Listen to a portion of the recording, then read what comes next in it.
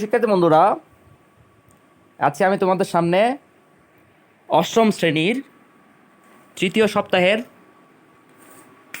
এক গণিত অ্যাসাইনমেন্ট নিয়ে আলোচনা করব। আমি ইকু বড়ুয়া, সহকারী শিক্ষক, বলসরি নজরুলনাথ উচ্চ বিদ্যালয়, পাশখালী, চট্টগ্রাম। তো আজকে আমি তোমাদের সামনে যে বিষয় নিয়ে আসলে কথা বলবো সেটি হচ্ছে যে অষ্টম শ্রেণীর তৃতীয় সপ্তাহের যেই অ্যাসাইনমেন্টগুলো দেওয়া হয়েছে তার মধ্যে আমি শুধুমাত্র গণিত অ্যাসাইনমেন্ট নিয়ে আজকে তোমাদের সামনে সমাধান করার চেষ্টা করব। তোমরা আশা করছি পুরো ভিডিওটা শেষ পর্যন্ত দেখবে। তো সুপ্রিয় শিক্ষার্থী বন্ধুরা, প্রথম যেই প্রশ্নটা তোমাদের তৃতীয় সপ্তাহের গণিত অ্যাসাইনমেন্টে দেওয়া হয়েছে সেটি হচ্ছে, তোমরা অবশ্যই স্ক্রিনে দেখতে পাচ্ছ, সরল মুনাফার ক্ষেত্রে এক নাম্বার হচ্ছে সঞ্চয় স্কিমের মূলধন পি সমান 15,000 টাকা। 2 নাম্বার, সঞ্চয় স্কিম পূর্ণ হওয়ার সময়কাল অর্থাৎ এন সমান 3 বছর। সঞ্চয় স্কিমের মুনাফার হার আর সমান 9%।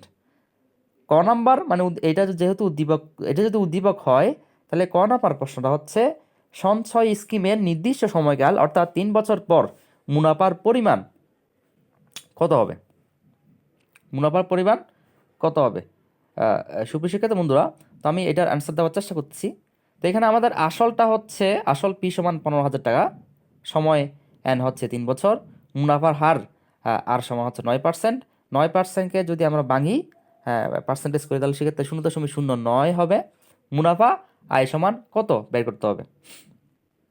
তো সুপ্রিয় শিক্ষার্থী বন্ধুরা, আমরা জানি আয় সমান পি এন আর। আর এখানে পি মানে হচ্ছে আসল, এন মানে হচ্ছে সময়, আর মানে হচ্ছে মুনাফার হার। সো আমরা যদি পি এন আর এর মানগুলো একটু বসিয়ে দেই সেক্ষেত্রে গুণ করার পরে পাবো 4,050। অতএব মুনাফার পরিমাণ হচ্ছে 4,050। ক নাম্বার উত্তর চলে আসছে।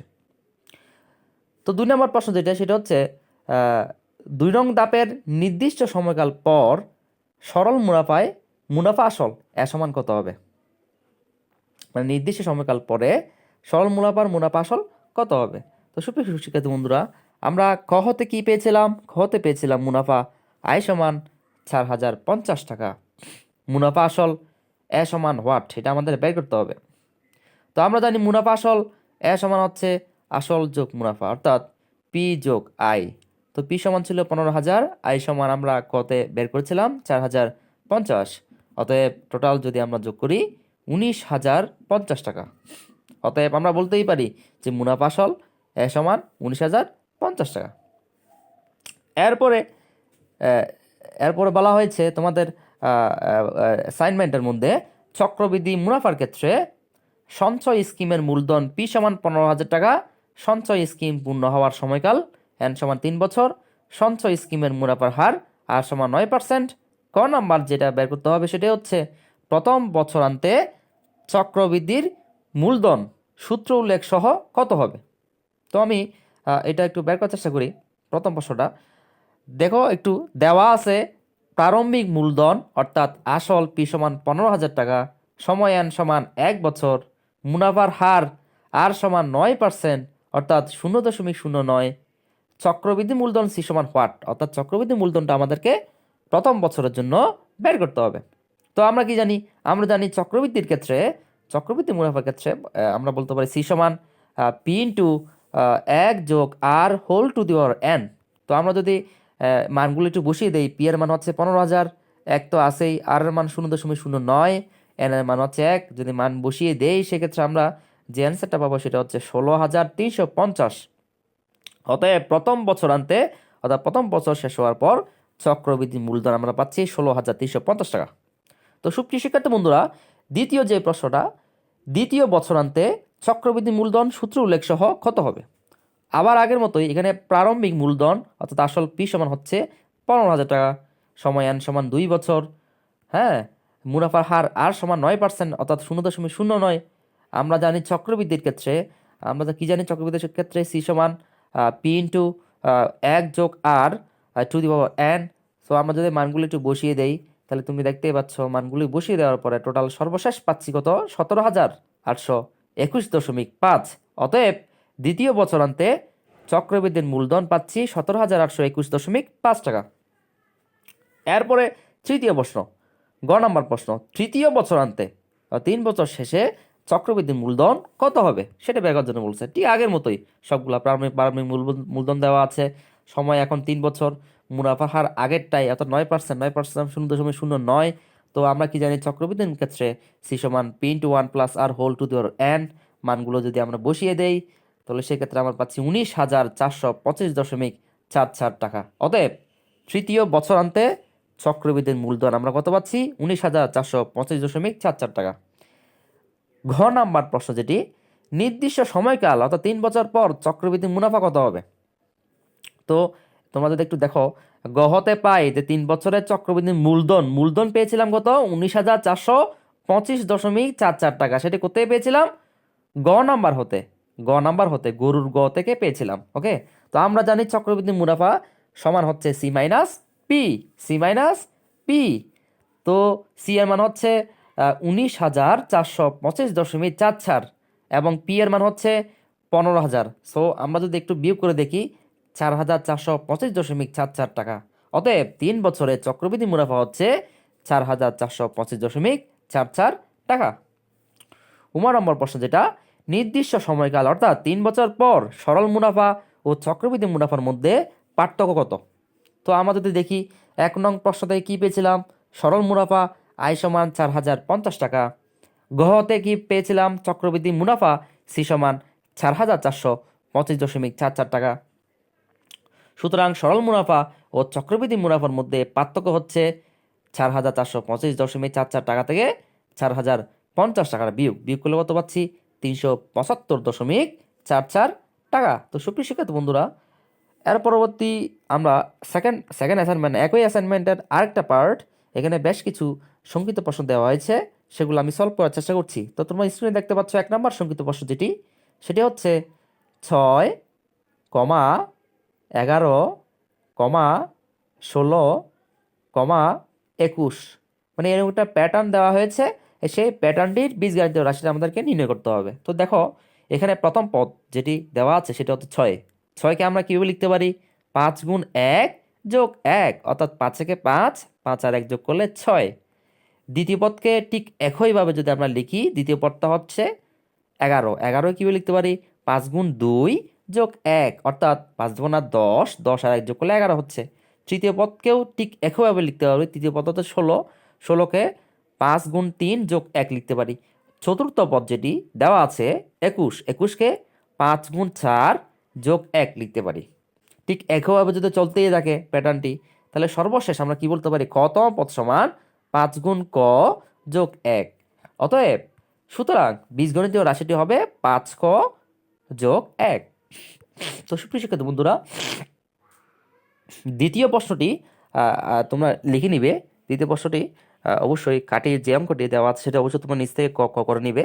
3 নম্বর প্রশ্ন যেটা দেওয়া আছে সেটি হচ্ছে 1 মিটার কাকে বলে?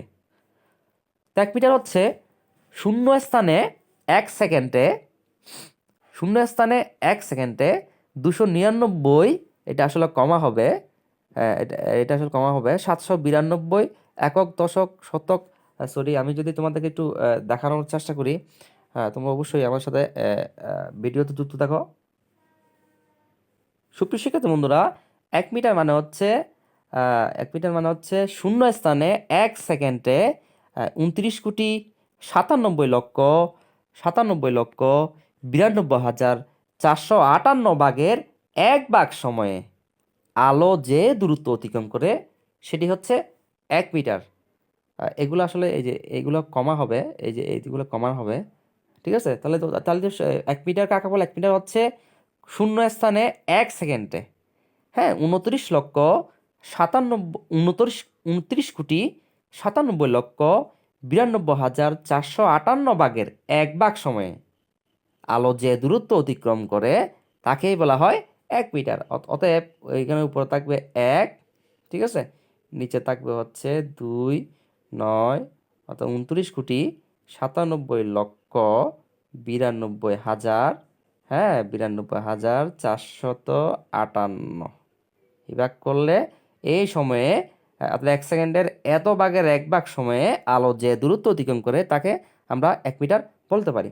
তো দ্বিতীয় প্রশ্ন যেটি 4 নম্বর প্রশ্ন যেটি সেটি হচ্ছে অধিক পরিমাণ বস্তুর ওজন পরিমাপের জন্য আমরা কোন কোন মেট্রিক পদ্ধতি ব্যবহার করতে পারি, সেখান থেকে দুটির নাম দেওয়ার জন্য আমাদের বলছে। তো আমি যেটা লিখছি সেটা হচ্ছে অধিক পরিমাণ বস্তুর ওজন পরিমাপের জন্য আমরা যে দুটি এককে ব্যবহার করতে পারি, মেট্রিক পদ্ধতি যে দুটি একক ব্যবহার করতে পারে সেটা হচ্ছে একটি হচ্ছে কুইন্টাল আর একটি হচ্ছে মেট্রিক টন। আমরা জানি 1 কুইন্টাল সমান 100 কিলোগ্রাম, অন্যদিকে আমরা জানি 1 মেট্রিক টন সমান 1000 কিলোগ্রাম। এর পরবর্তী প্রশ্ন যেটি সেটিতে হচ্ছে 10 একর সমান কত বর্গমিটার। আমরা জানি 1 একর সমান 4046.86 বর্গমিটার। সুতরাং 10 একর সমান হবে 4046.86 গুণ 10 বর্গমিটার। যদি গুণ করি তাহলে পাবো হচ্ছে 40,468.6 বর্গমিটার। অতএব 10 একর হলো 40,468.6 বর্গমিটার প্রায়। এর পরবর্তী যে প্রশ্নটি দেওয়া আছে সেটি হচ্ছে 160 সেন্টিমিটার সমান কত ইঞ্চি। আমরা জানি 1 ইঞ্চি সমান হচ্ছে 2.54 সেন্টিমিটার।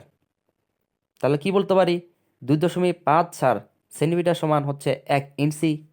1 সেন্টিমিটার সমান হবে 1 ভাগ 1/2.54 ইঞ্চি, অর্থাৎ 1 থাকবে উপরে, 2.54 থাকবে নিচে। তাহলে 160 সেন্টিমিটার সমান কী হবে, 1 গুণ 160 আর নিচে হবে এটাকে ভাগ দিতে হবে 2.54 ইঞ্চি দিয়ে। তো যদি ভাগ দেই পাবো 62.9921 ইঞ্চি। সুতরাং আমরা বলতেই পারি 160 সেন্টিমিটার সমান 63 ইঞ্চি প্রায়। সর্বশেষ যে প্রশ্নটি দেওয়া আছে তোমাদের গণিত অ্যাসাইনমেন্টে, তো সুপ্রিয় শিক্ষার্থী বন্ধুরা সেটা তোমরা স্ক্রিনে দেখতে পাচ্ছ, সেটা লিখে আছে একটি গড়ের আয়তন হচ্ছে একটি গড়ের আয়তন কত দেওয়া আছে তোমরা একটু ভালো করে লক্ষ্য করে দেখো। 7 লক্ষ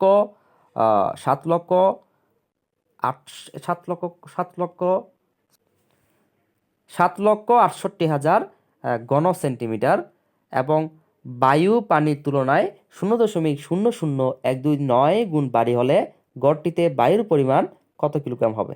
তো দেওয়া আছে গড়ের আয়তন হচ্ছে 7,68,000 ঘন সেন্টিমিটার, যেটি দেওয়া আছে আর কি 768,300 ঘন সেন্টিমিটার। যেহেতু বায়ু পানির তুলনায় 0.00129 গুণ বাড়ি, সুতরাং 1 ঘন সেন্টিমিটার বায়ুর ওজন সমান হচ্ছে 0.00129 গ্রাম। তাহলে গড়টিতে বায়ুর পরিমাণ হবে 7,68,000 গুণ 0.00129 গুণ দেওয়ার পর আমরা কত পাবো, 990.72 গ্রাম। অতএব গড়টিতে বায়ু রয়েছে হচ্ছে 990.72 গ্রাম। তো সুপ্রিয় শিক্ষার্থী বন্ধুরা তোমরা সবাই ভালো থাকবে, সুস্থ থাকবে, আবারও হয়তো দেখা হবে।